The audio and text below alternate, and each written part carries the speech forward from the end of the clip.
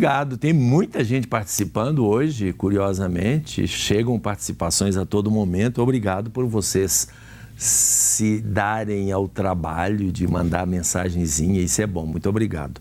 E os números dos telefones continuam aí à disposição. E no final, o sorteio, os que ganharem, os 2 que ganharem, vão receber todos os subsídios para a campanha da fraternidade deste ano. Lembrando que nós não estamos ainda focando o tema da campanha em profundidade. Por enquanto é uma visão superficial, uma visão mais geral. E começamos com a música do Padre Zezinho, Elegia Agora pela Amazônia, com a participação de Sônia Mara e o grupo Ir ao Povo. Confiramos. Águas que o Senhor depois aqui no meu planeta,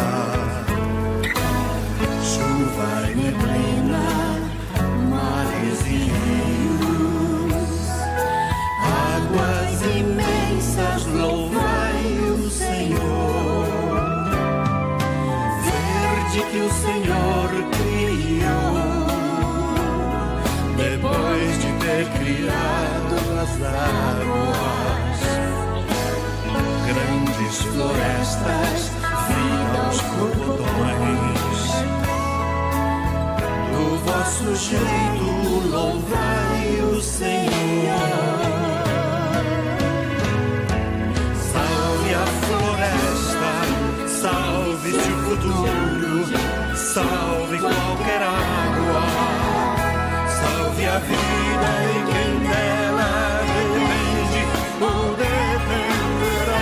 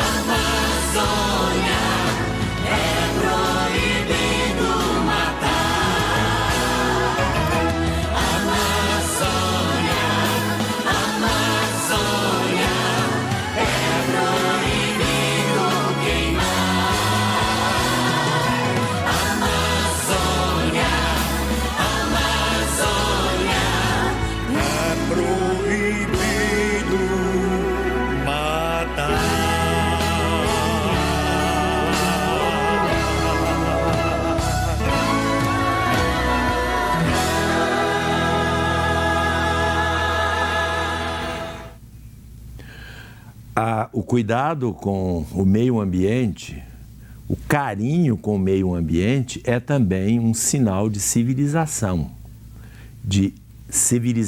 em grau elevado. Portanto, quando a gente visita outros países, alguém diz assim, a Europa depredou muito. Eu não sei, porque a Europa nunca teve grandes florestas, né? Eu acho que quem fala isso fala só por dor de cotovelo, porque eu nunca vi terras tão bem cuidadas. Você não vê 1 metro de erosão, como a gente vê no Brasil, crateras imensas, um descuido completo com a natureza, um desmatamento sem limites e falta de cuidado, etc. Então, a gente não vê isso lá. E o povo tem todo o cuidado em preservar o meio ambiente. E não adianta a gente ficar jogando responsabilidade só para os outros. Olhemos a nossa cidade, olhemos Belo Horizonte. Depois de muito tempo, eu passei essa semana na Praça 7. O que tinha de lixo na rua, isso é cuidado com o meio ambiente.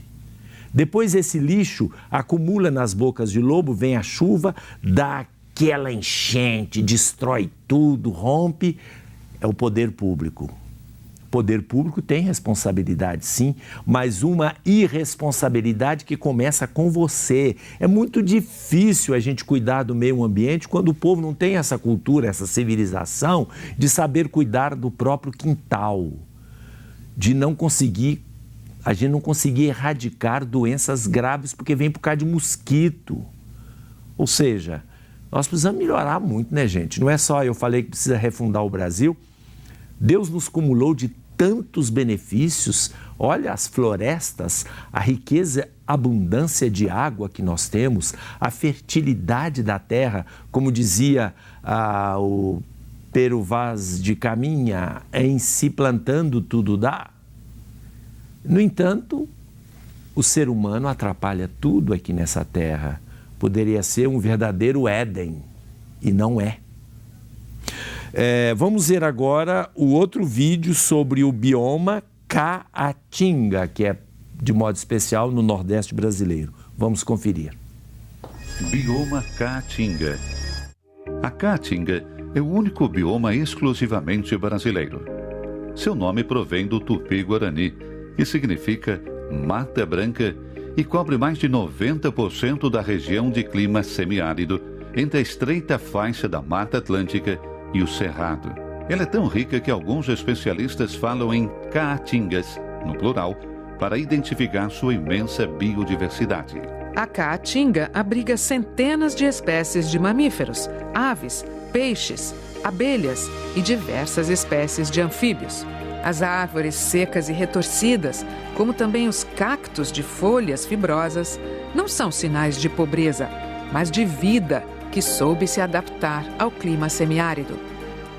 Em tempos de seca, muitas plantas guardam água em suas raízes e assim a Caatinga hiberna, poupa água e energia para voltar à vida plena durante as primeiras chuvas. A ressurreição anual da Caatinga é um dos espetáculos mais belos oferecidos pelos biomas brasileiros. O nosso povo nordestino, como a plantação, também criou uma resistência. É admirável.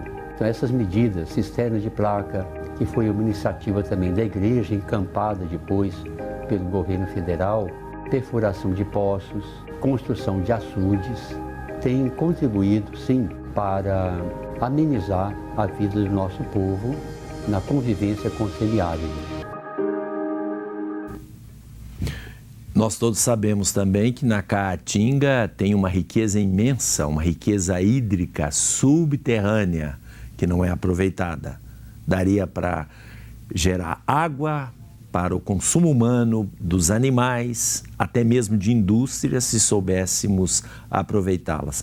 E uma outra coisa que falou, que eu fiz uma comparação assim interessante. No tempo da seca, as plantas hibernam, ou seja, elas parecem secas, mas elas conservam o viço nas suas raízes, porque lá existe água que as alimenta. E em cima parece que estão mortas.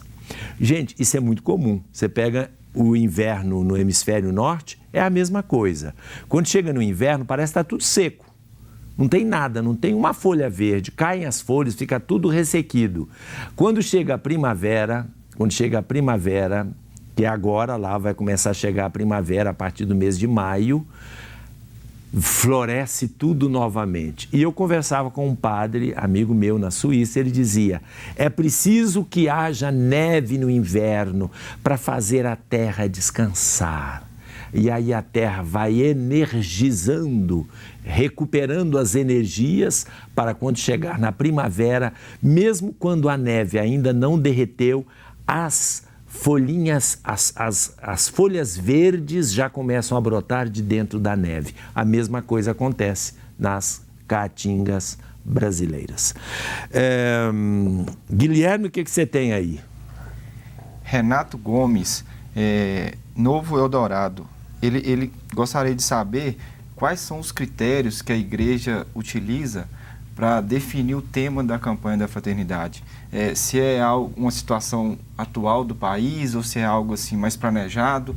Ele gostaria de saber quanto tempo que demora entre a escolha do tema até a publicação do tema, até o desenvolvimento da campanha. Eu penso assim, eu tenho algumas informações.